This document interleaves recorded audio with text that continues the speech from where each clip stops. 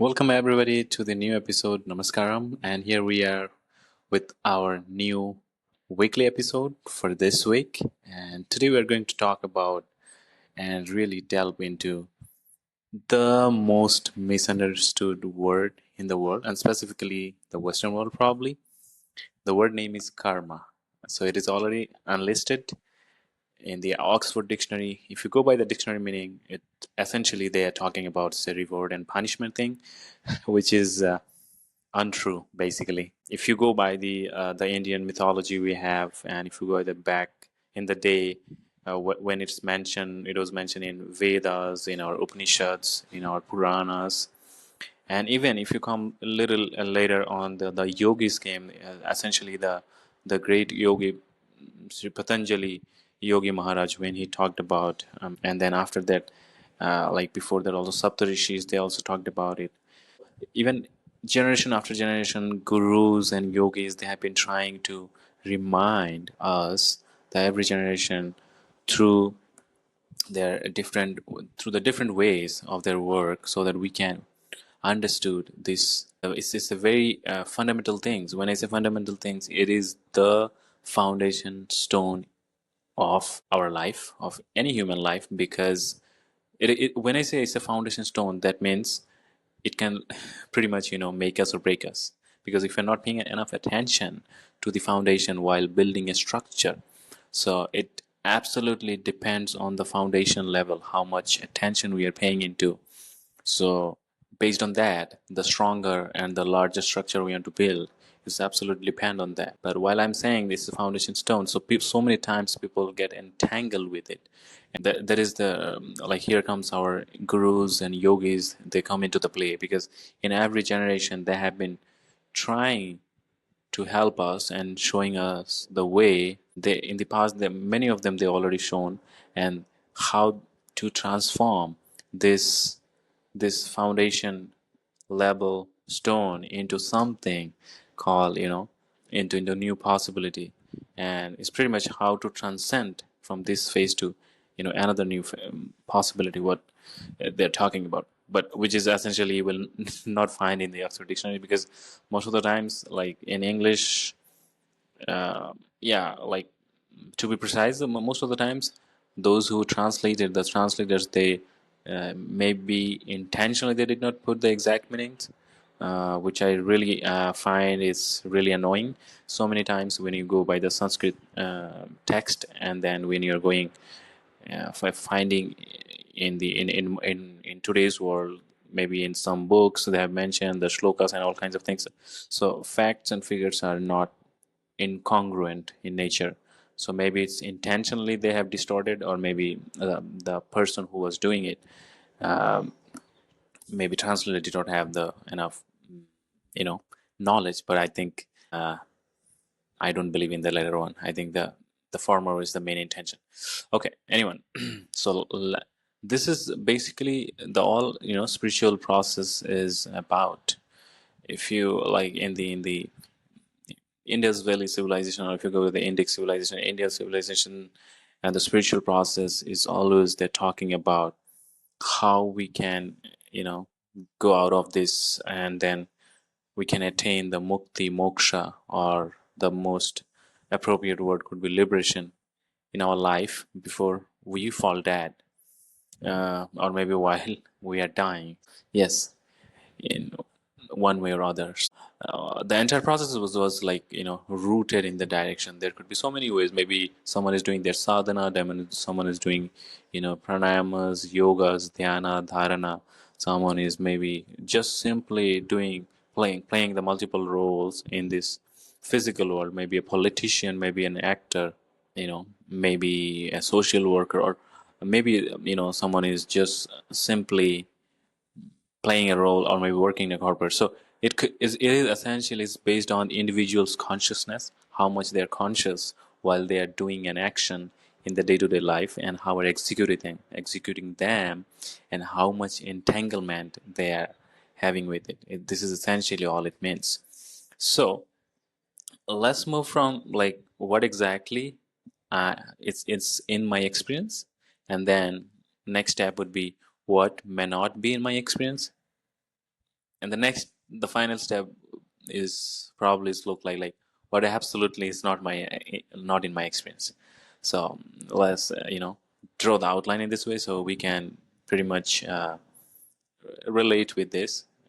So it's basically like if you lose connection with your karma, it is so vital in our life. Pretty much you lose the ability to work like physically in this world. It's like a, I would say it's an software. It is a software has been installed in our hardware, this physical body, and without that software, or maybe it's you can say so politically correct word would be the operating system. Without that, we won't be able to run the machine, or maybe maybe we have any maybe we have any tab or mobile phone, whatever it is, we won't be able to run it without the operating system. It would be hard because then it's just a chunk. There is no use of it, right?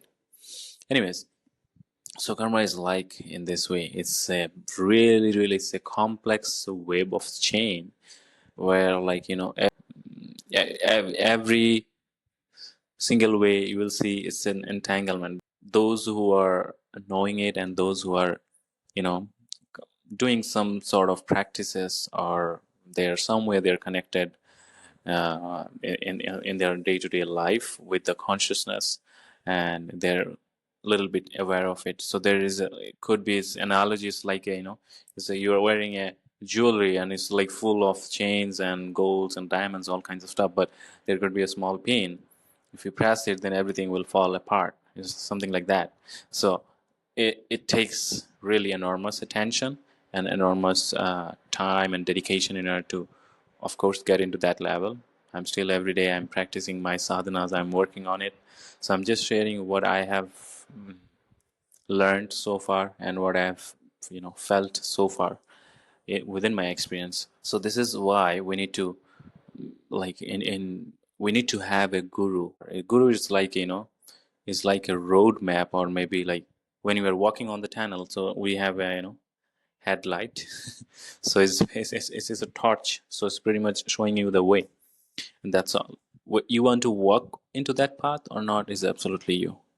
So this is the essential rule of gurus, because in the ancient time, if you go in our history, then you will see we had yogis, we had sages, and they were so you know they have done so much, and they were so um, spiritually and in every single way they were so much conscious enough, and that they have been building systems for the every single generations through these like spiritual sadhanas practices, and maybe following the rituals, all kinds of stuff they have built up just for the next generation, and they've been passing it to the next generation so that the next generation can understand, and they can definitely take a benefit out of it. And here comes the role of guru, because guru will definitely the analogy I talked about, the web of chain, he can come or she can come and then unplug that pin for you, and then then you are just pretty much free man, you're already liberated.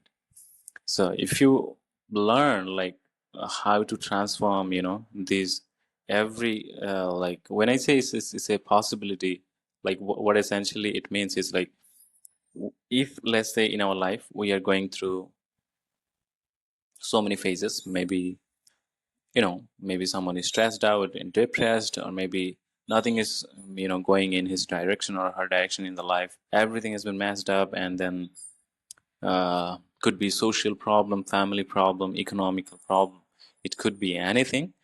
But what essentially means is all kinds of phases on the experiences we have in our life, if we are able to transform that experience into our well-being consciously, of course, then that means we are heading towards the path of liberation, and that means we are making a distance from our karma, and the what exactly we are doing. We're not entangled into it, and we are not so much into it that yes, fully identified with this. No, we have a distinct the division into it in distance. That means you're consciously making it, and which means it's going to help you that no matter what happens in your life, and you are pretty much using it for your own benefit. And here comes guru, can show you the ways, the methods, the techniques, the way you can use these technologies for your well-being in order to get rid of this bondage of karma. I mean, is there any, all karmas are same, or is there any different types of karmas? Yes. So it's a good question. Let's get into this. So essentially, we have, I mean, there could be many types of karmas. Like if you want to, get into those, uh, the categorization, but essentially there are four types, which is one is the primary one is the sanchita. Sanchita means is a like whole, it's a warehouse. It's a warehouse of karma. Like it's not only for this life, it's for many lives, like the past lives we had, and essentially what kind of impacts and what kind of the work and the activity we have been doing. It's again passing to the next life. So sanchita is a heap of karma. Like imagine like it's a huge, you know the Amazon has their warehouses, something like that. Next thing is prabdha. So in prabdha means we essentially it means it's an allotted karma, which means anyway it will manifest. So the question is whether we are taking it into consciously or unconsciously. We are just by compulsion. We are just doing it. So we'll get into the prabdha in a little bit in just a minute. Next thing is something called kriyama. Kriyama means, like I said, there are so many people you will find in your life. They're top successful entrepreneurs, businessmen, politicians, sports person, all kinds of stuff. Personas you'll see they have been performing their action and in a certain way that they have been able to perform very very extraordinarily in their lives. Like where people come, in the concept with good karma, bad karma, those kind of things, whether I'm doing the right action or not. Next division is fourth one is agama. Agama means is essentially the meaning of agama is like the shapes, or you can say more technical ways, geometry. Geometry in the geometry, when I talk about for in the IT language, we have algorithms for all kinds of IT softwares we're running, because algorithms is essentially some geometry. It's following some pattern. It's following some shapes. It's changing after a certain period of time.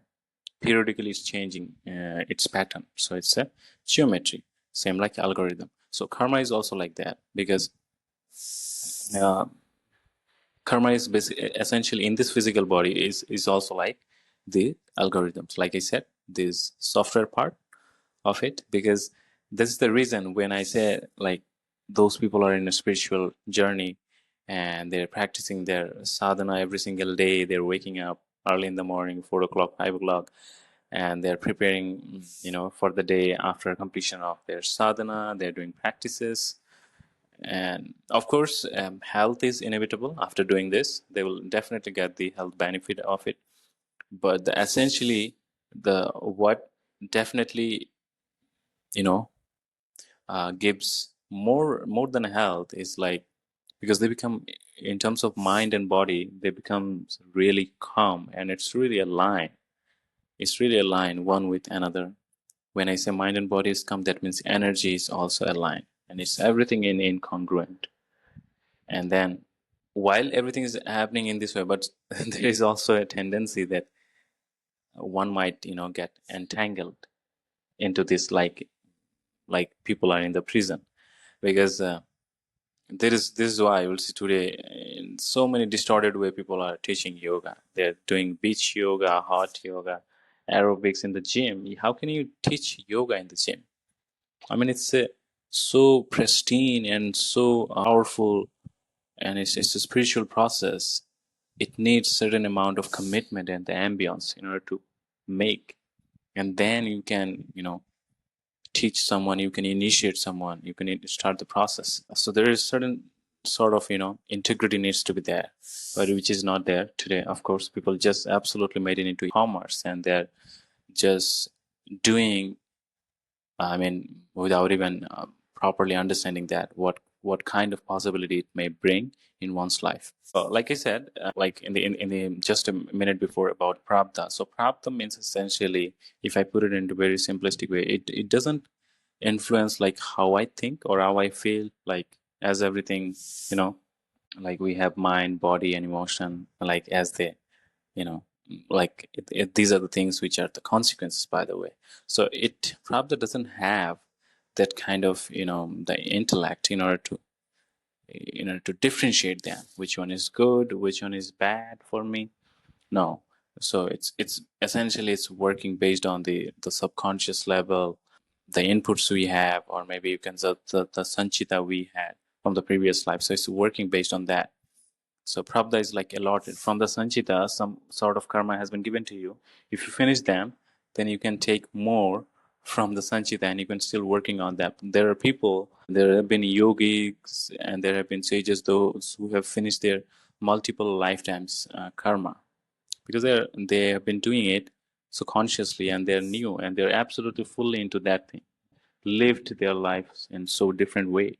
So we're not going into that, because that is why guru is needed, because guru can tell us, and guru can show us the way. Guru can create the ambience I was talking about, and can push us to that, and we can, which is really really important for one's spiritual growth. So there could be, like I said, it is in the karma we had different sorts of memories. I'm not going into those different types of memories. Like we have, evolutionary memories, we have genetic memories, we have karmic memories, and then you know articulate memories, all kinds of stuffs. Not going into those I'll specifically talk genetic memories, which is really aligned with our topic, the karma we are talking about, because there might be cases you heard about that dad lives through us because of this genetic memory. Dad lives through. So when I say it, like our ancestors, or maybe someone has died in the family and very close to us, and this very loved one, and then if we are so much entangled to that person, if you're not making some distinct distance from that person, so it is absolutely possible that the person who is living maybe get attracted with that person, and that which life was alive maybe a day before and is now dead. So they're finding a way, specifically in the initial 14 days. So there was, in India, there is sophisticated entire the death ritual process has been established for the ages. There is a scientific reason behind of this. So in this initial 14 days, they are really vulnerable, and then they are finding ways, because they're really attached in terms of the genetic memory with the, maybe within the family with someone, or maybe with their clothes, or maybe the stuffs they've been using. So it's really, really essential we need to take care of those things very, very consciously, to avoid this kind of the contact with the life, or maybe someone has passed away from the family, and then other person maybe was very, very close, and it's really hard to move on. So if this is the case, here comes something called spiritual process called Shambhavi Mahamudra Kriya, which is 21 minutes practice, and it's really, really important. It is one of those kriyas. I mean, it is anybody can do it, like was about 14 years of age, and it is, I mean, it has really brought so many changes in many people's life. But in particularly in this context, if I talk about, like, there have been many testimonials, and in the Isha Foundation, they talked about that it could, Sadhguru has been guiding the people, like where someone has lost their someone in the family, and going through really tough time, and couldn't able to move ahead, and just stuck at that thing. Even not only that, sometimes they felt, they had bad dreams and all kinds of thoughts. So because this particular process is very, it's very personal. Once you do that, it's definitely is going to bring the well-being, physical well-being, mental well-being. At the same time, it's going to give you the freedom. You will get the freedom. You can able to make distance yourself from the past, from the dead, dead who already died, and they won't be able to live through you. So this kind of freedom and is the basically the fundamental aspiration for all, in all of us, and this is the main reason, like the human being, they are going in so many different ways. Essentially, we want freedom, liberation, right? For everybody, it could be, definition could be different. It is and subjective. So when I talk about freedom, liberation, the best example one can understand about the prison. So in the prison, there are prisoners, and you will see is everything's happening on time. Lights are going on, lights are going off. Someone is opening the door, foods are being served. You are being maybe taken to somewhere to work throughout the day. So you see everything is happening. Essentially, within the air, within that ambience, the person who is in that ambience, he or she knows that it is full of negativity and there is no freedom, there is no liberation. So essentially, for that person, when the person, when the person gets free and coming out, then for that person is like, so like essentially what freedom means and liberation means. This is the best example and best analogy to understand.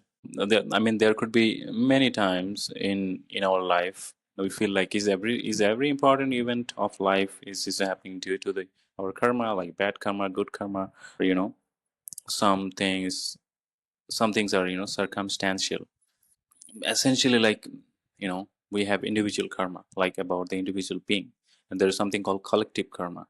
Collective karma means when we are living in a society, or maybe a group of people, or maybe best example would be nation. Like, multiple, there's, I mean, millions of, and for India, like billion people are living, 1.4 billion. So that means there is a something called collective karma, which is beyond our capability, beyond our range, and it is not absolutely reward and punishment system, which many Abrahamic religion, by the way, believe anyway, without even understanding the depth into it. It is not reward and punishment system. I'll give you an example. Myth. This myth will be omitted forever. Suppose something happened. Maybe you went to a shopping mall, and then you went with your family, or maybe you went for watching movies, and maybe you went for shopping. And within this that period of time, maybe the shopping mall was under terrorist attack. There was some suicide bomber, so, and he just he also blown himself up or herself up, and then also he has blown the entire building, entire complex. So if someone has died into it, is it that person's fault? There could be thousands of other people. No, it is not their fault, and it is not the impact of their individual karma. Absolutely not. So here comes the collective karma, and because some things are impacting you badly, because being, like I said, there is something called circumstantial, because you have been available to that negative, that influence at that time, that the radar, in that radar you have been there, and it just attracted you, and you were not been able to pull yourself up. And although the person, there could be many innocent people, the many innocent life has lost. For example, when the wars are happening, civilian innocent people, they die. So absolutely it's not their fault. But when they die because of the circumstantial karma, the collective karma, because of for that. So of course, in this Abrahamic religion, what they believe is reward and punishment system, it doesn't work out here, right? Because the person who was in the, like, there could be hundreds and thousands of people in that mall. It's not their fault, right? They were present at that time. So it is absolutely not based on the reward and punishment ratio. It is way beyond that. So for example, the best example I give even my students is like, when we have children in a home and they're growing up, we as the elder or parents, we should not create any kind of situation or the ambience in front of them which could expose to them into maybe hatred, anxiety, stress, abusiveness, maybe jealousy, all kinds of negative atrocities are available, are there in the society. We should not be create in such kind of things, so they're not exposed to such things. If they are, I mean, it is inevitable. It's going to impact them, which is right now exactly is happening in the West, as more specifically in Europe. You see, there are many European countries. I mean, you see in the France and what is happening, what happened in Paris is happening even in Brussels, Luxembourg, London. I mean, and I mean, you name it, because it's going on. Some of the things are coming into the big picture in the national media, some are not. So people are going through so many things. Essentially, we elders, this is this is our responsibility and this is our fault, because maybe we have given them wrong teachings. They are going some fundamental, the indoctrinate kind of teaching, which is brainwashing them, and they're going into the wrong route of the life, and they're becoming radicalizing, and we are radicalizing them, and once they are radicalized, so is everything is out of your way, right? So essentially, this thing really help us if you're not exposing our child to such kind of things, so they can walk through the life very, untouched, entangled with other things. Cleaning the old karma every day by doing daily sadhana is so effective. Is really, really the effective way, if you ask me, in my experience, whatever I have understood so far. Because so many things, like I have discussed so far, is so many things that is out of our range, out of my range. I cannot, like, the sanchita I have is coming from the previous life. Of course, I do not have any. The prabdha is allotted. Is been allotted, like, by the time when I born. I can't do anything. But what I can do, what has been allotted to me, I can work upon that. I can try to get rid of that, and as early as quick possible. Let's say I'm wearing this t-shirt. It's so much loose, and this is probably one of the main reason I started wearing loose clothes. It's like wearing t-shirt so loose. Whenever I want, I can take it off, and it's not skinny, it's not skin tight. So when I'm taking it, it's so hard. Karma is like that. Karma is a web of chain, like I said. So we have to wear it, because if you want to make it through this physical world without karma, we can't operate. So like a software, like I said, it's an algorithm within the software. So without algorithm, software won't be able to work. And then when I'm wearing this, I have to make some distance. It has to be loose enough, right? So that I can walk through the life. And how can I make it loose?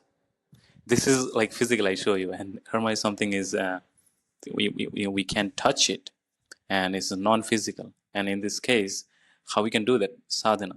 And spiritual sadhana, we are doing every single day. We're waking up and doing our sadhana without having in our mind what we'll get out of it. No, without even having any kind of expectation, we are doing it anyway, because we know somewhere we are just making some distance from this web of karma from ourselves. Okay, and then over the time we're gaining, control over the life and the life tools, life energies we talked about, like the body and mind. If they're aligned, slowly the energy will also come into the place. It's also get aligned, and then extraordinary things, people have been doing for all the time, in every centuries, in every generation. So I think, yes, spiritual process, and then it's like a homecoming. Do not know about this in this life, then the whole life, maybe, I live in the assumption. There are people, like I said, Abrahamic religion, they're preaching so many things, and without even being actually knowing and implementing that thing in their life. So they're living in assumptions. There could be many people, those who are they're so-called non-religious, and then so they may be living in assumption. The essential meaning is that without this karma is there, this is existential reality. Whether you believe it or not, whether you accept it, it doesn't make any difference. So the thing is, the smart way to understand the things, and then how we can do it, how we can, use it for our own betterment, and we can make it as a foundation stone for the next transformation for ourselves, and for maybe in a big way, could be society, could be nation. So that's everything is about the karma word, guys. I hope uh, I I was being able to, articulate everything in a way so that it was easy for you to understand. I just did my best, but at the end of the day, it's like most of the things I would say it is experiential. So if you haven't experienced anything like that, this would be my recommendation. Then please get involved with any sorts of spiritual process, adhana practice, yoga. It could be anything. I mean, which is, if you haven't already, then yeah, which is going to help you, to understand it, to become life oriented in the life. Because in life, money, then the material thing, the position, the social status, all kinds of things. It's like a illusion. After some period of time, we will get it. Maybe the question is whether we are getting it when we are young, in our 20s or 30s, or we are getting it when we are on our deathbed. So yes, if we get it early, then of course we will be able to live the life so meaningfully and in some better way, I believe, rather than understanding and realizing it just before the death, on the deathbed. So that's everything. I hope you will like this, and if you like this, then please like, follow, share, and to the channel, and just keep showing your love. And I really appreciate that. Namaskar.